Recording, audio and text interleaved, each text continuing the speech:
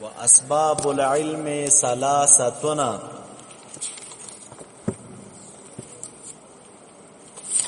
دی وی اسباب د علم چې د ثلاثتن دا درې دي. اسباب د علم هر کله چې مصنف رحمت الله علیه فارغ شو دا الردنا پسوفستائیو باندې نو پاگی کی وحی صداو چی دو ویلیو والعلم بها متحققنا علم پا دی چا باندې پا دی حقائق متحقق دی. نو اس غرض دا ماتن دا دغی عبارتنا اثبات دا صفت العلم دی. مخی خو صرف دمر دو ویلی چی علم سشے دی اس دیرا لگیگی اثبات تا صفت العلم در تکی چی دا علم پا دی حقائق و سنگ ثابت دی.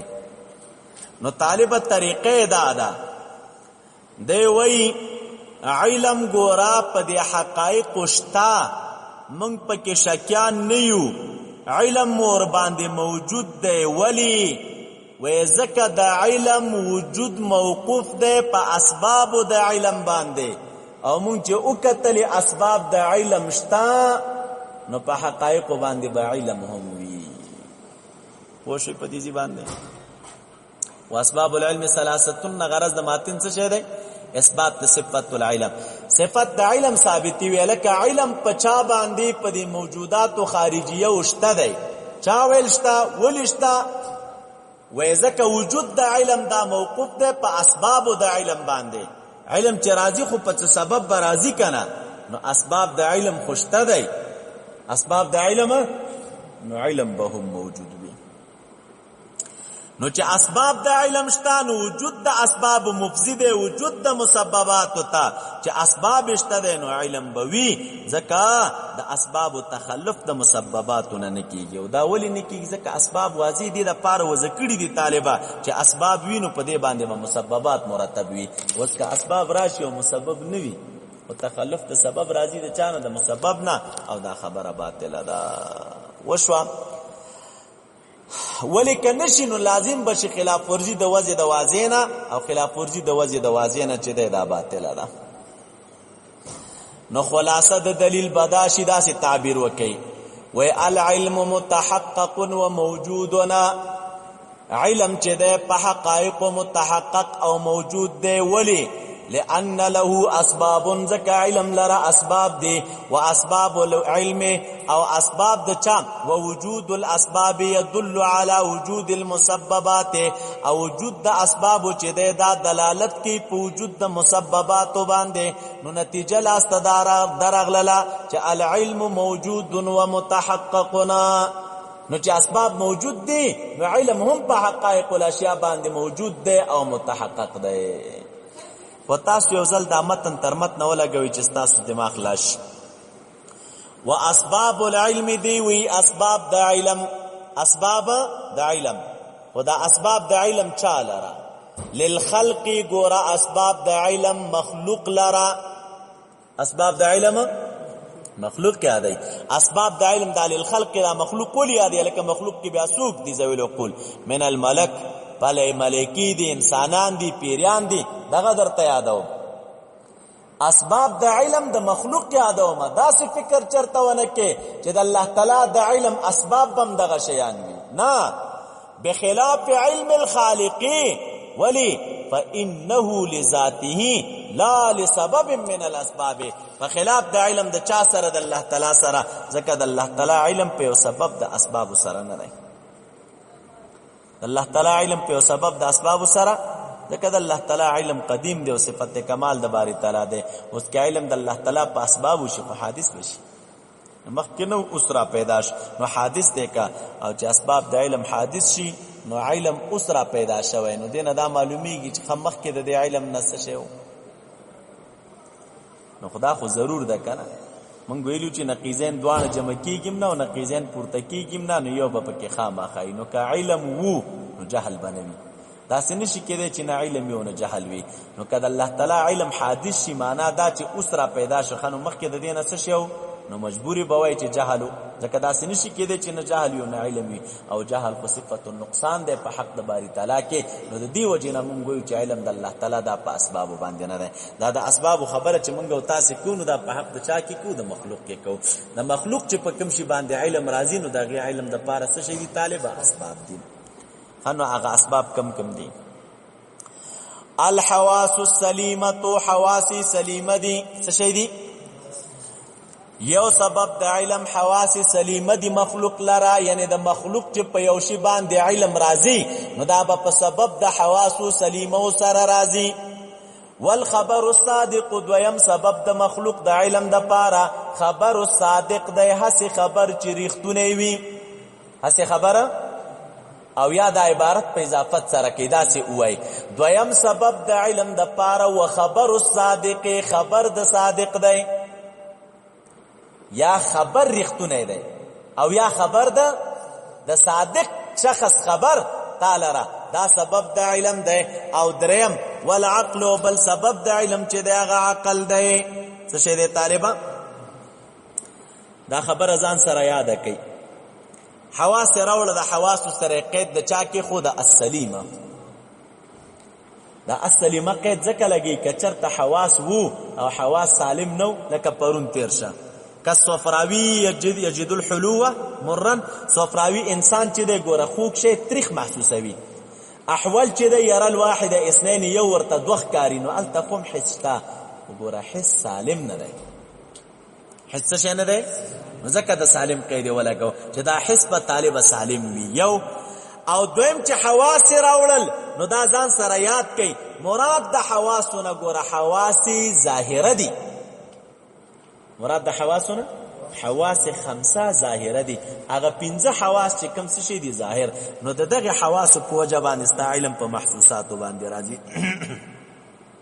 تاسو کتابونو کې حواس په قسمه دي حواس ابان حواس ظاهرم خمسه دي او حواس باطنم څه شي دي خمسه دي خو چون کې دومره خبره تفصیل ما درته د حواس باطنه وکړو صرف دومره خبره ده چې د حواس باطنه او دلایل ضعیف دي نو اهل سنت والجماعه ور باندې اعتماد نه کوي او هر چې حواس ظاهریه دي نو دا سبب د علم دی ولی ځکه دا ښکار دي دنه خو څوک انکار نشي کولای نو اس نقطه ته وګوره طالبہ مثلا یو د حواس ظاهره ونه سمع ده او د سمع نه مراد مطلق سمع نه د سمع نه مراد قوه سامعه ده غوږ نه ده ښا د سمع نه مراد څه نه ده د سمع نه مراد قوه سامعه ده هغه قوت چې خدای تعالی په دې غوږ کې یې خېده پاغه پلک دنه پروت ته تفصیل دا غیر راځي نو د دې په سبب سره انسان ادراک د مسموعات کوي نو چې کله تا आवाज ووریده نو ستا په دې आवाज باندې علم راځي په دې طریقه باندې مسموعات خو اصوات وي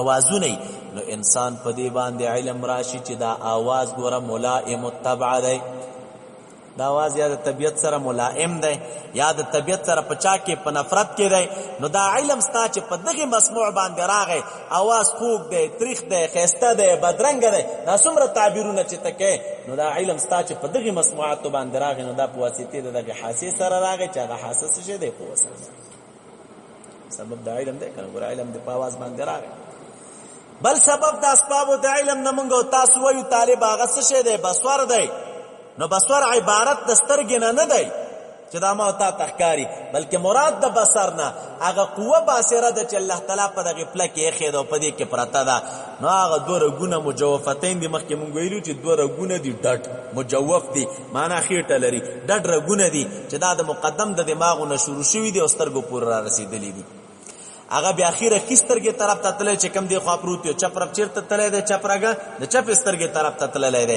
نو اوس په دغه سترګو باندې ګوره انسان ادراک د چا کی په دغه قوت باندې ادراک د مبصرات کوي او مبصرات څه شي دي طالبہ الوان دي اشکال دي مقادیر دي ګوره مقدار درته پسترګو ښکاریږي لون درته پسترګو ښکاریږي شکل درته پسترګو ښکاریږي چې دا کم شکل دی نو دا شیان موږ تاسو پسترګو باندې وینو کنه ټول په دې معلومیږي رنگ راته معلوم معلومیږي چې تور دی که سپین دی، شکل راته معلومیږي چې لکه دا مدور دی او که منحنی دی، ګرد شکل دی او که انحنا پکې ده. دغه رنګې طالبه مقادیر راته معلومیږي چې دا مقدار طول دی، عرض دی، عمق دی. دا ټول شیان چې موږ او تاسې معلومو دا په چا سره معلومو؟ په قوې باصرې سره. نو دغه قوه باصره یو بل سبب دی د اسبابو د علم نه. ستا چې علم راغی چې دا رنګ تور دی، او علم دی راغی چې دا رنګ شین دی، علم دی راغی چې دا رنګ سپین دی، علم دی راغی چې دا شکل منحنی دی، علم دی راغی چې دا شکل مدور دی، علم دی راغی لکه دا مقدار طولی دی یا عرضی دی یا عمقی دی. دا ټول شیانو باندې چې ستا علم راغی، نو دا علم دی په واسطې د چا راغی؟ په واسطې د قوې باصرې سره راغی. نو بل سبب د اسبابو د علم نه څه شی دی؟ طالبه قوه باصره. دریم سبب د اسبابو د علم نه قوه شامه ده. دا هغه قوت دی چې ادراک د مشموماتو کوي، او مشمومات څه شي دي؟ طالبه بویونه دي. ته په دې قوت سره بویونه معلومه. خلک کوئی کنه لکه دا عطر مې واخیستل نو د ډېر ښایسته بوی دی، دا د ګلاب بوی دی، وایي ښه د سنځلې بوی دی، د شفتالو بوی دی، دغه رنګې د عودو بوی دی وغیره وغیره مختلف عطرونه وي که نه. پخوا به خلکو ډېر خوښول، اوس څوک نه خوښوي داسې ډېر، خو عطر ښه شی دي طالبه استعمالوئ. ښه دا زمونږ استاسو پخوانو خلکو دا سپین ګیري اوس هم دا شفتالو عطر به ډېر استعمالوي. چېرته به روان یو نو د شفتالو بوی به ترېنه خور شو. خو چې هر شی وي که نه، خو عطر ملائم الطبع وي. دا بیا د هر چا خپل خپل طبیعت دی چې د چا څه خوښېږي او د چا څه خوښېږي. دا ضرور نه ده چې یو قیمتي عطر دی وي او د هر چا دی خوښېږي، یا د کمزوري عطر وي او د چا دی نه خوښېږي. بس دا شان دی. زما یو انډیوال دی ننګرهار کې د عطرو دکان لري، یو مشهور سرمایه‌داره سړی راته یاد کړ، وایي هغه راځي دې ځای نه ما نه عطر وړي. نو بس مغه عطر یې خوښېږي. نو بله ورځ یو سړی راته راغی، ما ته ویل چې هغه فلانی صاحب چې کوم عطر درنه وړي نو هغه عطر ما ته راکړي. ما ورته ویل چې هغه څه کوې، نور ښه عطر به درته درکړم. وایي چې نه مه خبره راته راکوې. ورسره شله شو. وایي د فکر دی چې دا به ډېر قیمتي عطر دا سړی استعمالوي. ما ویل ښه چې هغه د پکار وي. یو سپری کې وه، وړه غوندې سپری وه، راوا مې اخیستله. نو 120 کلدارې د دې سپری قیمت و. 120 کلدارې. وایي ور مې که بیخي منله نه. ما ویل چې دا بوی که دا همغه شی دی. اوس دا به دا معنا نه وه چې دا سړی کنجوس و که نه، نور عطر یې خوښېدل نه، خو بس طبیعت دی. نو دغه شی په طبیعت ښه لګېدلی و. نو دا بویونه دي، په چا یو شی ښه لګېږي، په چا باندې بل شی ښه لګېږي، په چا باندې بل شی ښه لګېږي. خو ادراک د دغې بویونو چې کوي نو دا یې څوک کوي؟ الله. بل قوه ذائقه ده طالبه. په دې سره انسان ادراک د مذوقاتو کوي. هغه شی چې کوم څه شی وي سکل کېږي.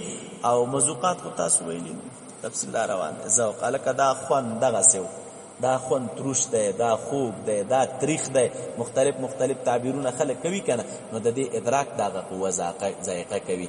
او بله قوه چې دی قوه لامسه ده. قوې لامسې سره انسان ادراک د چا کوي؟ د ملموساتو کوي. ملموسات کم یو شی چې څوک مسه کوي او لمس یې وکړه نو دا شی دا معلومي چې هلکه دی کې حرارت دی او که برودت دی، یخوالی ګرموالی، دا په قوې لامسې سره معلومیږي. دا شی ورباندې معلومیږي چې دا نرم دی او که څه شی دی زیږ دی. نو نرموالی زیږوالی دا په قوې لامسې سره را معلومیږي طالبه وغیره وغیره. خو دا په کوم صورت کې معلومیږي چې کله د دغې شي سره تماس د بدن راشي. او دا قوه لامسه دا نورې خو ځایونه معلوم دي. قوه لامسه بیا خدای تعالی د انسان په ټول وجود کې ایښې ده. نوک کې، په غوښه کې، په لاس کې، په پښه کې، په مخ کې، په غوږ کې، دې ټولو کې دا قوت پروت دی چې بس په یو شي دی کېښودې تا ته د اندازه لګېږي هلکه دا یخ دی، دا ګرم دی، دا نرم دی، دا زیږ دی وغیره. دا شیان چې د انسان ته را معلومېږي نو دې ته قوه لامسه ویلی کېږي. ښه نو دا هم سبب د علم دی. دویم سبب د علم طالبانو الخبر الصادق. دا خبر صادق دی او تاسو ته مو دلته را روان دي. دا خبر صادق تقسیم دی دو قسمینو ته. یو خبر الرسول دی صلی الله علیه وسلم او بل خبر المتواتر دی. متواتر خبر دام ریختونه دی او خبر الرسول صلی الله علیه وسلم دا هم څه شی دی ریختونه دی. دا بل سبب د علم دی. متواتر خبر در تراوره سي د هر طبقه کې لس کسانو نه زیات دا خبر یو نه بل ته پاتې او بل نه بل ته پاتې او بل نه بل ته پتا تراوره سي دا سبب د علم جوړي. او تاسو تماویلی چې دا دوی کوم علم ذکر کړي دی په اصطلاح کې مراد د علم نه یقین دی ورخه. نو دا سبب د علم دی. خبر رسول صلی الله علیه وسلم ته تراوره سي دا سبب د چا دی؟ د علم دی. بل سبب طالب عقل دی. عقل او مراد د عقل نه دلیل عقلی دی. څه شی دی طالبان؟ دا ځان سره یاد کړئ. مراد د عقل نه څه شی دی؟ نو په دلیل عقلی سره خو مدعا ثابتي کنه په تیلو کې عقلی دلیل ته هر یو وای ک قیاس اقترانی او دلیل اقترانی دی راوړو ک دلیل استثنایی دی راوړو ولیکن د دوانو ته دلیل عقلی ویل کیږي نو تا چې دا مقدمات راوړه کله مقدم تعالی راوړی او قضیه را پریو وځيو او طالبہ کس شي دی راوړو الا صغرا او کبرا دی راوړی او که هر بلا دی راوړی او چې جوړه د قضا او حملیه و نو او دلیل عقلی دی نو دغه دلیل عقلی چې تاراوړ په دې دلیل عقلی باندې ته مدعا ثابته نو چې مدعا ثابته نو دراوړلو د دلیل نه بعد چې داستا علم په مدعا باندې راشي دغه ته طالب څه ویل کیږي دلیل عقلی ویل دلیل خلصه د پاره راوړي چې اثبات ته مدعا ور باندې وکي کنه مدعا ور باندې ثابته کی نو مدعا چې ثابتيږي نو دا په دلیل سره ثابتيږي په دغه اساس او بنیاد باندې بل سبب د اسباب د علم نه چې دا غس شه ده دلیل عقلی ده څه شه ده طالبان د دلیل عقلی په وجه باندې ستا علم په مدعا باندې راځي نو دا بل سبب شو کله چې مدعا اجمال ذهن کې کېناستنو اوس راځي طالبا واسباب العلم ثلاثه اسباب د علم چې دا درې دي څه شي دي د اسباب العلم ثلاثه دا قضیه ده اسباب العلم موجود او ثلاثه محمول ده او قانون تاسو پیژندلای دی چې معرفت د اجزاء معرفت د جمله دا موقوف په معرفت د اجزاء د جمله باندې ته چې جمله پیژنې نو د جمله اجزاء به پیژنې چې جمله پیژنې نو د جمله نو چې معرفت د جمله موقوف ته په معرفت د اجزاء د جمله باندې نو اوس دل تراشی اجزاء د جمله مؤول او اسباب العلم یو جزء دا ده کنه اسباب العلم نو اسبابو مضاف ده او العلم مضاف الیه ده نو په دې دوانو وضاحت کو چې سبب چاته ویل کیږي او علم چاته ویل کیږي چونکه اسباب خو بیا جمع ده او معرفت د جمع چې دا موقوف ده په معرفت د مفرد باندې نو چې اسبابو دی ویل نو اسباب جمع د سبب د نسبت سبب پیژنې چې سبب چاته وای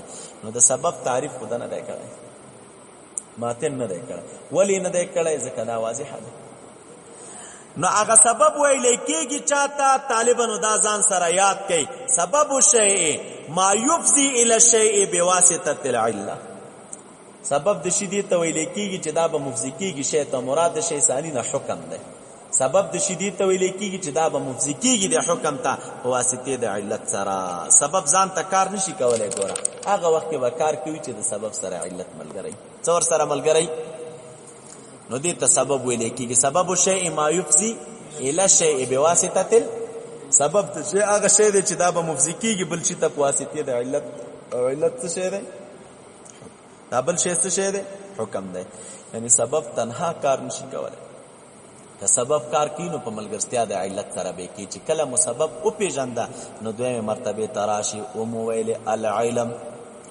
واسباب العلم نو دویم علم راغی نو شارح راغله او د علم وضاحت درته کړي او هو صفه يتجلى بها المذکور علم یو صفت ته چې په دې سره تجلی د مذکور راځي دي کی خبرې دی او دا ځای لګران ده دا ان شاء الله بل درس تقریبا